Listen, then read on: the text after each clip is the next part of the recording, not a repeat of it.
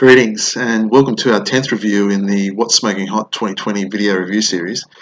I'm going to look at the Keto number 54 in this review, and what a cigar it's been. It only came out in 2017 together with the Keto number 50, and together with the rebranding of the marker itself with new bands and those two new releases, it's completely revolutionised Keto as a marker. It's been quite something to see. And in fact, recent price rises of Cuban cigars across the board, more with Cohiba, and Keto. I think Keto is 8% and Cohiba was 10, with the others were about 3 in the last year. But despite that 8% Keto price range, the 54 just continues to sell like hotcakes. It's quite something to reflect on. In my mind, the resurgence of Keto as a marker amongst the 27 current Cuban markers is akin to the McDonald's Filet fish becoming the second biggest burger in the world and usurping the cheeseburger behind the Big Mac. So I mean that's what it's like. Keto in colloquial circles called the poor man's Cohiba, and I can understand that completely. But in this video, we're going to look at why Keto apart from the rebranding, why it's been so popular with enthusiasts. That's one of the questions I really want to look at in this review, as well as looking at Keto as a marker itself. I'm going to light this up and come back and discuss the first third. So after lighting that up, I'm getting some real quality flavors consistent to what Keto 50, the 50 and the 54 have provided in the last few years, and they are basically like a cedar and a creaminess, a quality hay, some and a brioche buttered texture, and some spice.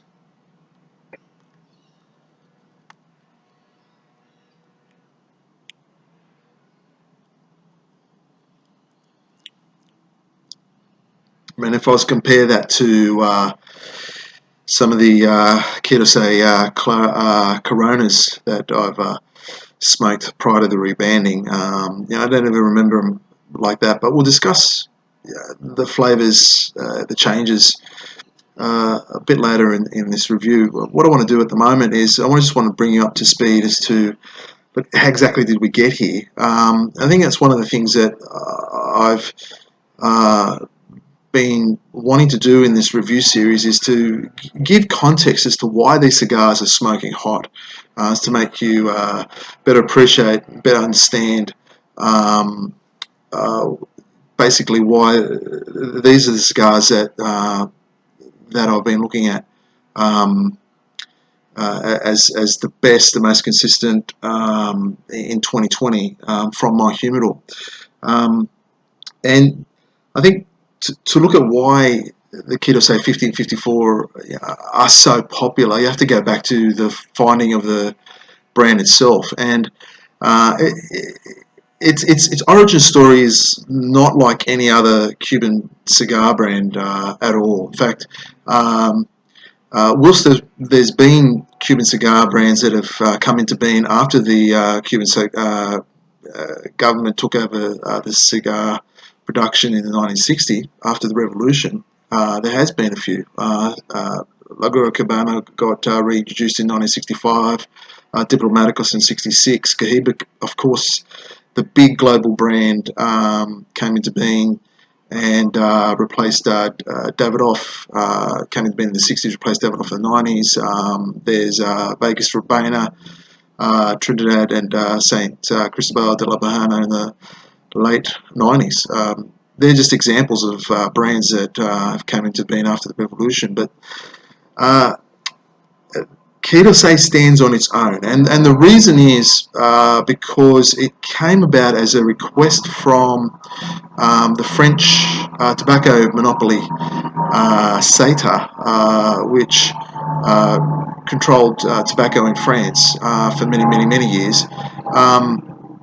Through the president at the time, Valéry Giscard d'Estaing, he requested SETA to look into making a quality cigar product, a luxury cigar product that was uniquely French, like French champagne or Fragois, which is like a duck or goose liver pate or perfume. He D'Estaing basically, President D'Estaing basically said to SETA, well, we don't have a luxury cigar that's uniquely French. Can we make one that's light and quality and premium like those other products I mentioned? And that was around 1973. Now, this is where the story gets interesting, because Valéry Giscard d'Estaing basically gets the credit for the Quai d'Orsay market, but really the credit really has to go to the tobacco executive of SETA at the time, Gilbert Belob. I hope I've said his name right. He basically got Quai d'Orsay in conjunction with Tabacuba, as they were known at the time. He worked with them for them to come up with a product that suited SETA's needs, and that was around 1974, and the brand came into being.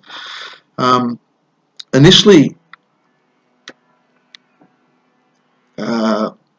there was a couple of projects at the time for this luxury French cigar, and they were considering making it like machine-made and with Sumatra and Cameroon cigar leaves. But Gilbert Belob basically said that knowing tobacco as well as he did, and Habano cigars as well as he did, he knew that it had to be a Habano cigar. It had to be handmade, and he never went over to Cuba to develop it. That was all done via cross-Atlantic,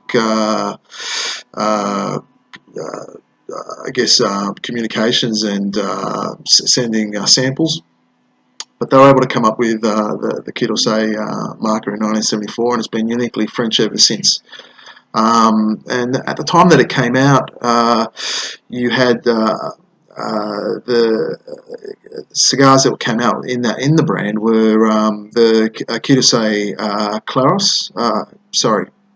Corona Claro, and the Quai d'Orsay Corona Claro or Clarissimo. And the thinking behind that was that the wrappers were always meant to be light. They were always light wrappers because it was thought of as a light, mild, herbal, citrus type flavor profile. And for many years, that's what it was. It was like shortbread, herbal, had a citrus element to it. I guess the 50 and the 54, you wouldn't categorize the flavor profile as that necessarily now. But that's what it was for many years. And the Quai d'Orsay Corona came in two different wrapper shades. But the lighter one, the Claro, never took off because it was more expensive, and people went towards the Quai d'Orsay Coronas Claro. There's also the Churchill-sized Imperialis and the Grand Corona, which is a Coronas Grandis, like the same size as a Siglo 3. And the Ninfa Panatella, which was deleted the last Ninfa to be deleted in 2010. The Imperialis was deleted in 2015, and after 2015, 2016, the brand was languishing really. It only really made a massive impact in the French market for a long time. In fact, Habano Sosé in 2019 confirmed that France is still one of the biggest markets in the world for Habano cigars. In order, the biggest markets are Spain, China, number 1 Spain, number 2 China, 3 France, 4 Germany, and 5 Cuba. Not discounting what the American market would be, but with the embargo, we're not sure. But I'm sure the American market would be within that top 5. But for argument's sake, if we stick to those top 5, France being number 3 is a big market. Spain and France have those strong historical connections to Cuban tobacco that go back hundreds of years, and that's why they're big markets. And a large, both those countries have a large cigar smoking culture.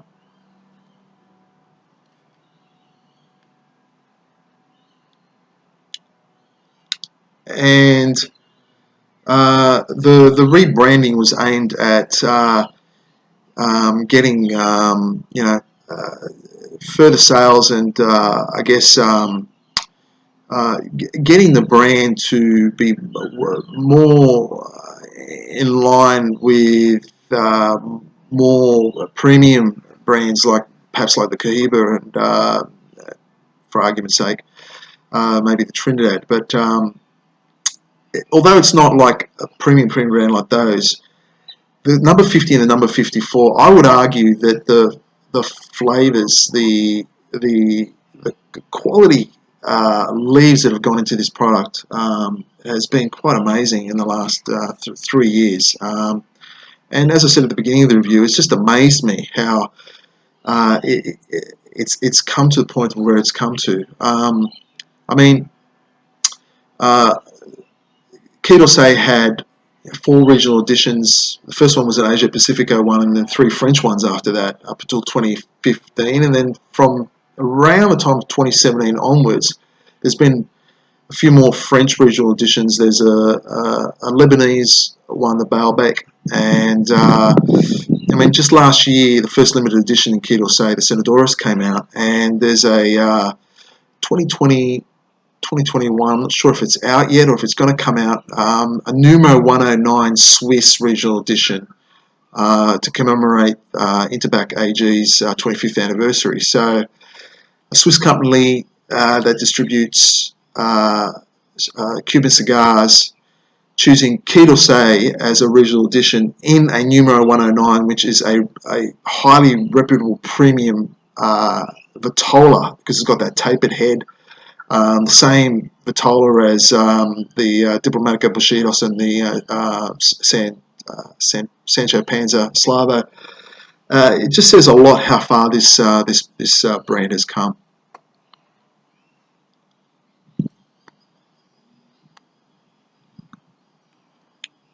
That is really settled into a nice brioche spice, gentle cedar and hay flavour profile.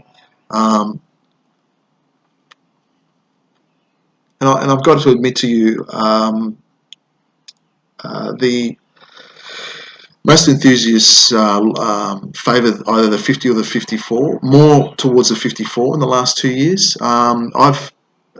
From the boxes that I've got, I've connected more with the 50 and have struggled to connect with the 54, but yeah, that's really the 54s that I had in 2020 are getting better, and that's just every bit as good as the quality 50s that I've had this year in 2020 and 2019, so I'm really pleased with that. What I'm going to do is I'm going to smoke that down and come back into the middle third and discuss the cigar further. So I'm into the middle third, and that's just settling really nicely now into those flavours that I mentioned, which were the cedar and hay, the cream, the spice, and that brioche butter type texture. Basically, that's what the cigar is for me.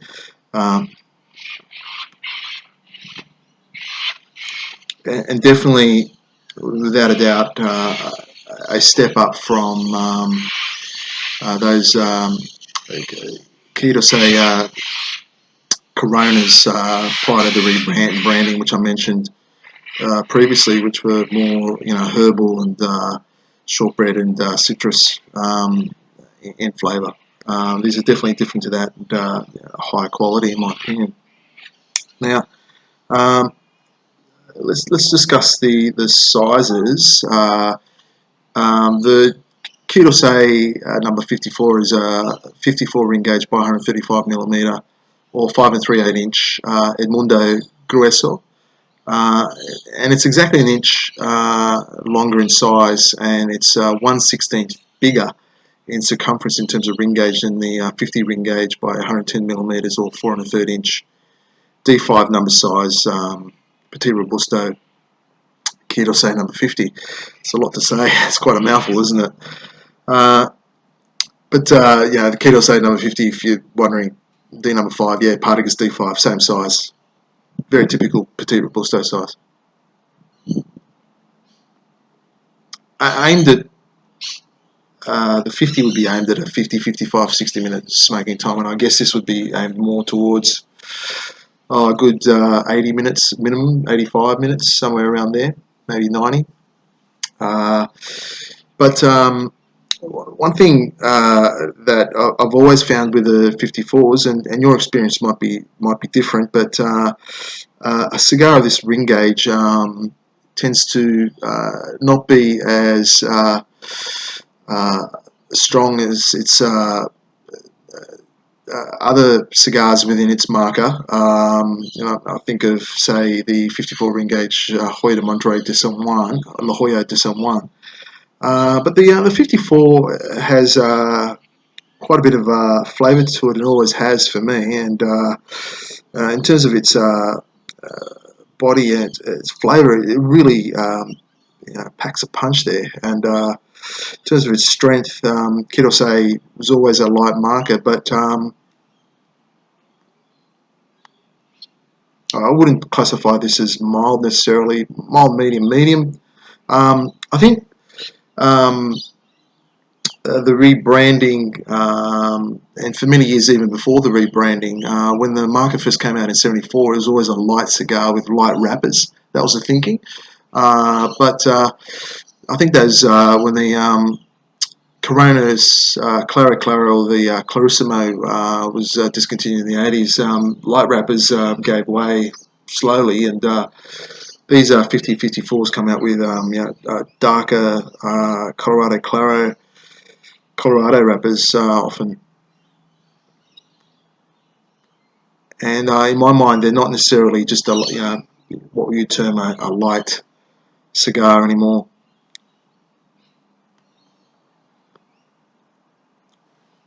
But they sell very, very well, and despite the price rise, they're still selling very well. But one of the hottest cigars in the world right now, and so far this has smoked just wonderfully, and well worth to be an addition to this What's Smoking Hot 2020 series in my view.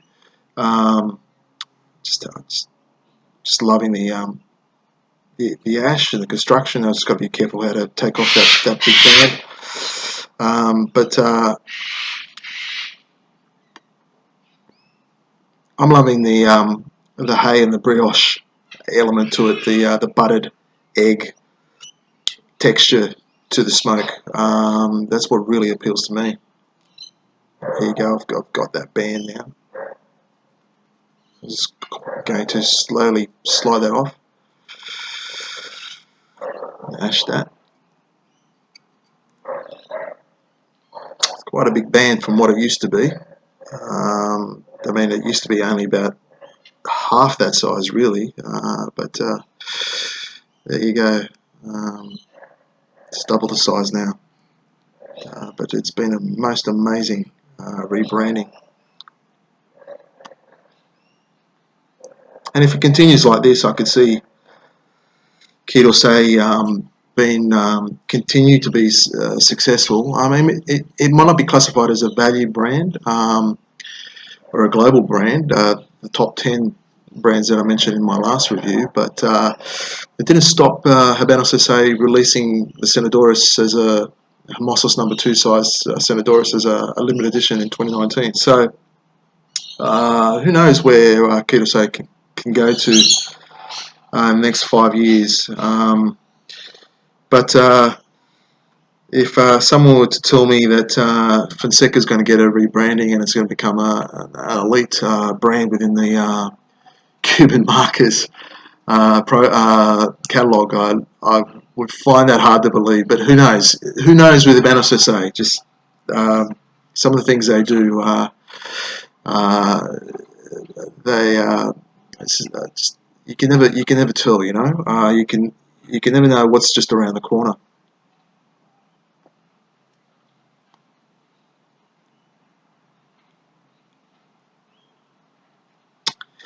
I'm going to continue to enjoy that, and I bid you a fond farewell. And thank you very much for your time today. And I hope you join me in the next review in this series. Until then, happy smoking.